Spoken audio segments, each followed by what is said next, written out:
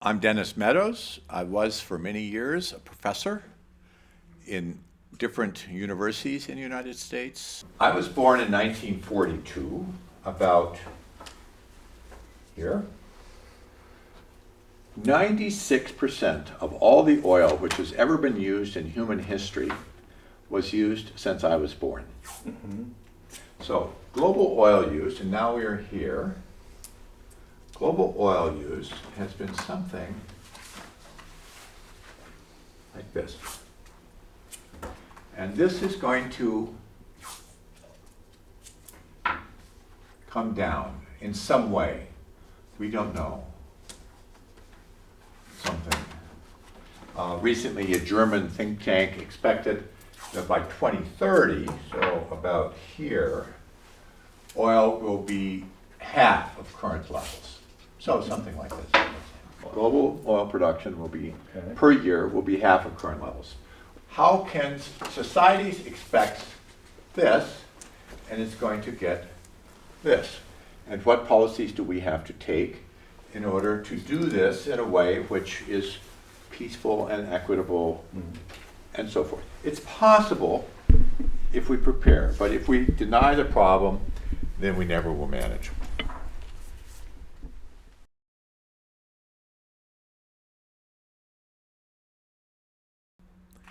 If you're a parent and you have a child, then you will be very enthusiastic that for the first 18, maybe 20 years, the child becomes bigger, actually grows physically. It even is a source of pride and happiness to you if you see that your child is growing very fast. But after about 18 or 20 years, then you don't want your child to grow anymore. You want your child to develop, to become wiser, to learn foreign languages, to learn how to have important love relationships, to be a good parent, so forth. After 18 or 20 years, if your child continued to grow, becoming 2 meters, 3 meters, 4 meters, you would be very embarrassed, and actually you would be very worried about it, and people would be quite amazed, and even they would laugh.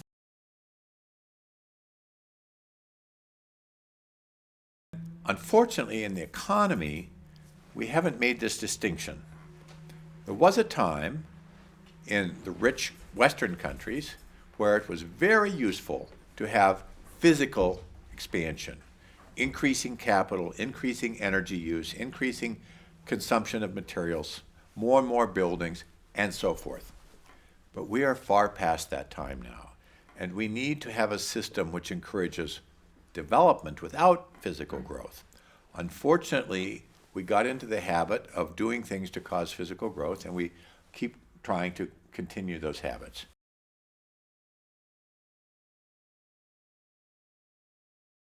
We need to know how to convert the policies and the institutions which gave us physical expansion over into policies and institutions that give us development, culture, understanding, health, education, friendship, love, the peace, the things which are really important to society.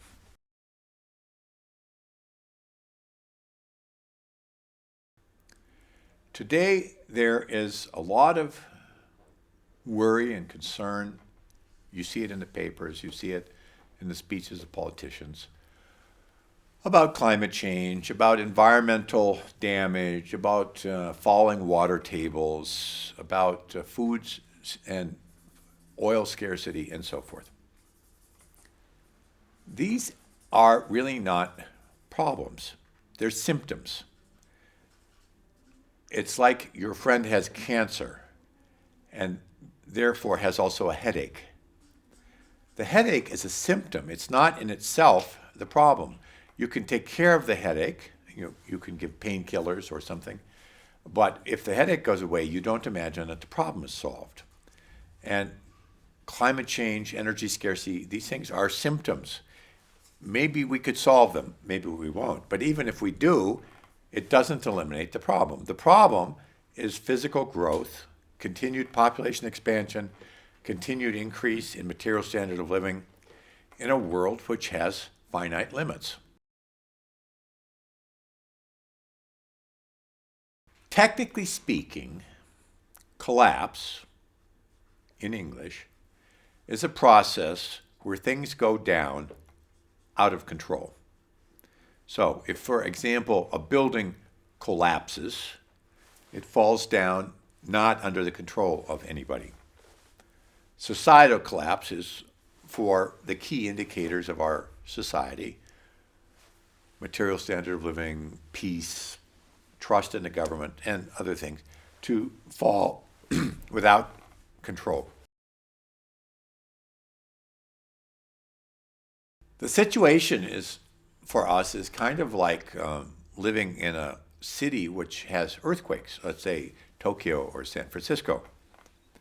I can tell my friend in San Francisco that with 100% probability, there's going to be another really big earthquake in San Francisco.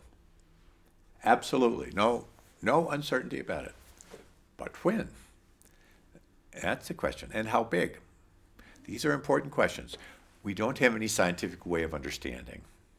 Could be tomorrow, could be 30 years from now.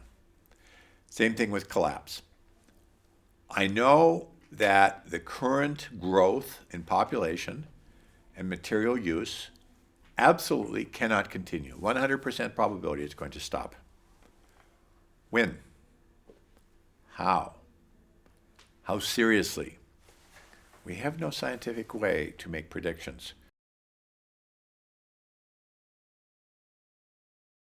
The longer we wait to do social measures, like birth control or voluntary simplicity, the more likely it will be physical measures which cause this decline. If you ask me as a person to make my guess, I would say that food will be an important factor because it reflects many of the other issues. Definitely the climate is changing now, that's for sure. It's changing very quickly. Climate change will reduce the possibility for food production in many areas. That will cause problems. Probably global oil production has already reached its maximum, I think in 2006, but for sure in this period. When energy becomes more and more expensive, many of the so-called modern farming technologies will become impossible. That will reduce food production. For example, without cheap diesel fuel, you can't pump up water for irrigation. If you have to quit irrigating land and start using so-called dry land agricultural techniques, productivity goes down, less food. So I think food production will be an important factor, but it wouldn't be accurate to say that it's the problem or even the only problem.